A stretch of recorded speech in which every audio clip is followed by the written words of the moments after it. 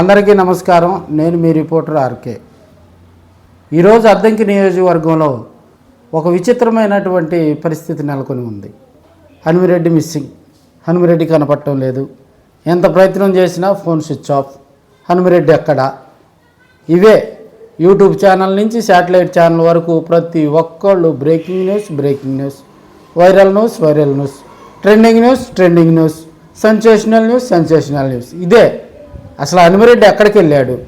వారి కార్యాలయాన్ని సంప్రదించడం కానీ, వారికి సంబంధించినటువంటి వ్యక్తుల దగ్గర సమాచారం తీసుకోవటం కానీ ఇవేమి చేయలా. హనుమిరెడ్డి కనిపించడం లేదు. ఎక్కడికో వెళ్ళిపోయాడు. అధిష్టానం పెద్దల రంగంలోకి దిగి హనుమిరెడ్డి కోసం వేట ప్రారంభించాడు. అంటే కొన్ని పత్రికల్లో ఒక హెడ్డింగ్తో వార్త కూడా వచ్చిన సందర్భం అయితే మనం చూసాం. అక్కడ ఏం జరిగింది?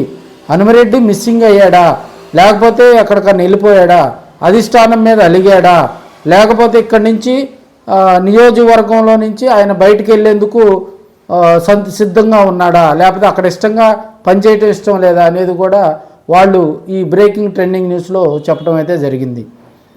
సరే, మనం అక్కడ హనుమిరెడ్డి కార్యాలయాన్ని మనకున్నటువంటి పరిచయాలతో అక్కడ ఉన్నటువంటి వారిని సంప్రదించి కొంత డేటా తెప్పించుకున్న తర్వాత వారు ప్రధానంగా చెప్పినటువంటి సందర్భం ఒకటే. అదేమిటంటే, మాకు సీఎం జగన్మోహన్ రెడ్డి గారు అద్దంకి నియోజకవర్గ టికెట్ కేటాయించారు కనుక మేము అక్కడ మాచర్ల దగ్గర ఒక అమ్మవారిని దర్శించుకొని అక్కడ చెప్పినటువంటి ఆలయ పూజారులు చెప్పినటువంటి ఒక సూచన ప్రకారంగా మా సొంత హైదరాబాదులో అక్కడికి వెళ్ళి అక్కడ నిద్ర చేసి వస్తే మంచిదని చెప్పి వారు సూచించిన పిదట మేము అక్కడికి వెళ్ళి వచ్చామండి. అంతకుమించి నన్ను ఒక వర్గం మీడియా టార్గెట్ చేసి అవతల వారితోటి నన్ను ఇబ్బందులకు గురి చేయటం తప్పితే దానికి ఎవరు కూడా కంగారు పడాల్సిన పని లేదని చెప్పి కూడా హనుమిరెడ్డి దానికి వివరణ ఇవ్వటం కూడా జరిగింది. జర్నలిజం అనేది ఎంత పతాక స్థాయికి దిగజారిందో అనేది కూడా మనం ఈ ఒక్క దాంట్లో మనం తెలుసుకోవచ్చు. మనకు తెలిసింది జర్నలిజం కాదు. అక్కడ లోతుగా మనం జర్నలిజంలో లోతుగా మనం వెళ్ళి అక్కడ పరిస్థితులు ఏమిటి, వాస్తవంగా ఒక నియోజకవర్గ ఇన్ఛార్జి మిస్సింగ్ అవ్వటం అంటే మామూలు విషయం కాదు.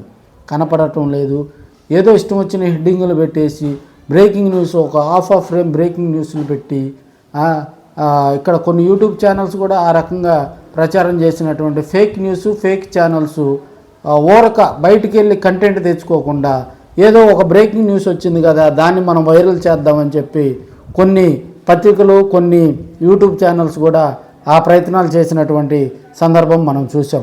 మనం హనుమిరెడ్డికి వారి కార్యాలయాన్ని, వారికి సంబంధించినటువంటి దగ్గరగా ఉన్న వ్యక్తులను మనం సంప్రదించడం జరిగింది.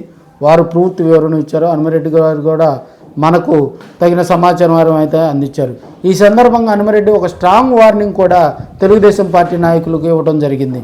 నేను అద్దంకి నియోజకవర్గంలో భారీ మెజార్టీతో గెలిచి నా సత్తా చూపిస్తాను, అద్దంకిలో వైసీపీ జెండా ఎగరవేసి దీన్ని జగన్మోహన్ రెడ్డి గారికి గిఫ్ట్గా ఇస్తాను, వైవి సుబ్బారెడ్డి నా మీద ఉంచినటువంటి నమ్మకాన్ని నేను నిలబెట్టుకుంటాను, ఇది నా ఛాలెంజ్, ఎవరైనా కూడా దీన్ని స్వీకరించండి అని చెప్పి తెలుగుదేశం పార్టీ కార్యకర్తలకు, నాయకులకు, అక్కడ పోటీ చేసే అభ్యర్థులకు, ఈ మధ్య చేరినటువంటి కొంతమంది తెలుగుదేశం నాయకులను ఉద్దేశించి హనుమిరెడ్డి కూడా ఒక స్ట్రాంగ్ వార్నింగ్ అయితే ఇవ్వటం జరిగింది.